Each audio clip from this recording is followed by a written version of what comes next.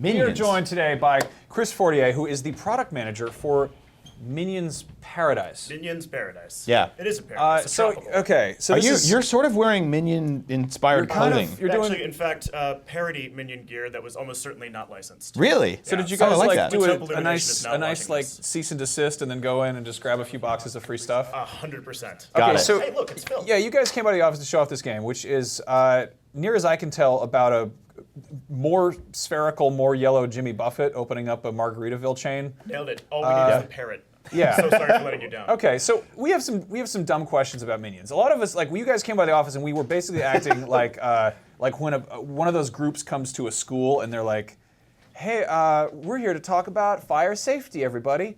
What do you guys think about fire safety?" And then a bunch of like teenagers are sitting in the back of the audience. They're like, "Well, this is better than being in school." Right. But do you ever burn anything cool? So we got a lot of dumb questions about Minions. Bring it. I think we have dumb answers. Okay. We're can't- gonna test you on that. Can't say the F word on this show, but what is a Minion? What A minion, on earth is a Minion? A minion is, well, let's talk from the big picture. He is, in fact, a lovable yellow creature who has one goal in his life. Find a big boss and be that big boss's right-hand man.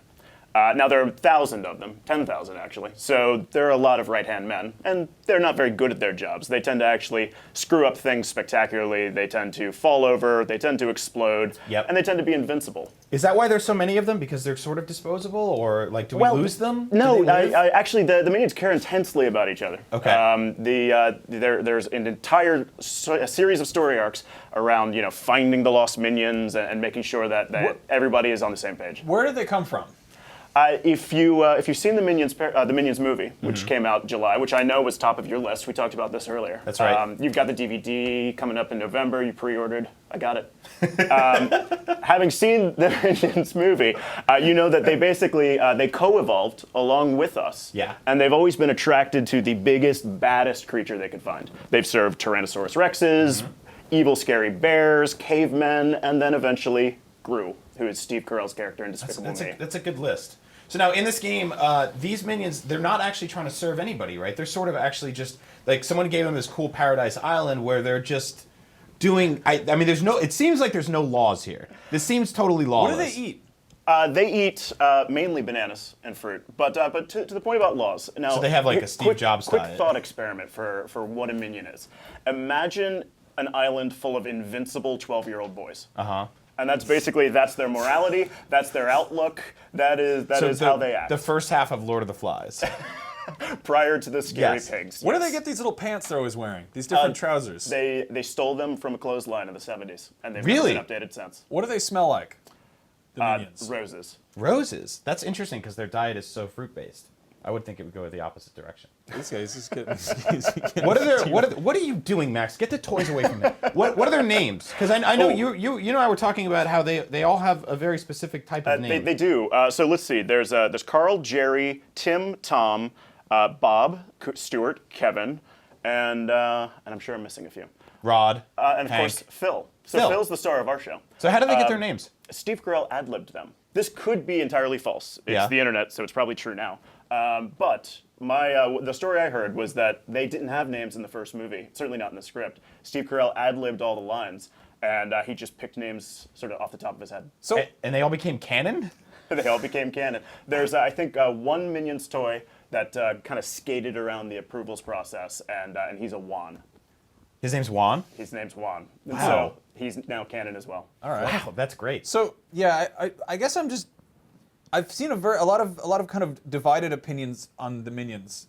I wish that hadn't rhymed. A lot of people really like them on Facebook, and they're always putting little memes on there and sharing them with their friends and stuff.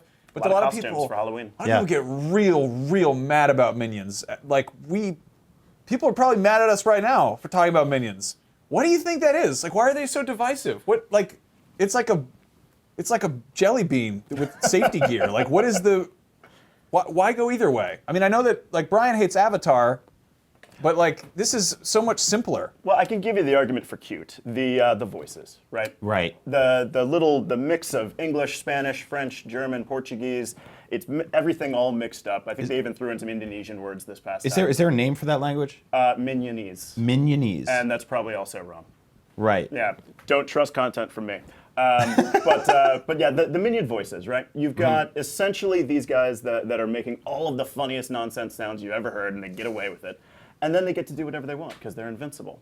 One of my favorite scenes is, shooting off the bazooka in Despicable Me 1. It blows up a bunch of minions. They look at each other and they just get angry. They're really and violent. Smack each other around. Like they're kind of like mercenaries, but aren't they? it's kind of it's play violence. mean, It's I've like played Nerf gun violence. Like, I've right? played a video game recently that involves a certain boss acquiring a massive army of faithful henchmen. It's called Metal Gear Solid. It's a messed up game. Have you played Minion Gear Solid? Minion Gear Solid sounds like They're not very good at sneaking. yeah, they make a bunch of noises, but they're like many fart they sounds. speak all these different languages. So they wait, have, they have weapons. You said they can't get hurt, so they're eternal?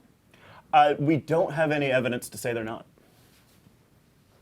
You could have minions as the last creature on Earth, which I'm sure is going to appeal to a certain segment of your audience and turn off the rest of them. Wow. So they're kind of like the way people describe cockroaches in New York City, but Cute and cute. yellow. but they've been around forever.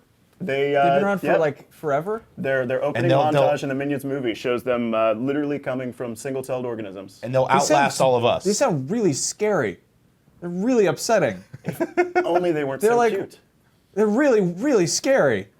So now this game, obviously, it's on iPad right now. iPad, iPhone, and Android. It's Got it. live now. It's been released, and we're really excited about it. It's top of the charts in a number of the stores. So Yep. very easy to find. And frankly, that little face fits perfectly in that little square that they shove things in and the App Store. that's Phil's face. He's our guy, and this is the story of Phil. And Phil is basically, the minions kind of screw everything up. Phil is that times 10. He's that dialed to 11. That's He's- horrifying. Well, Chris, he thank you. manages to wreck an entire cruise ship. That's It's fantastic.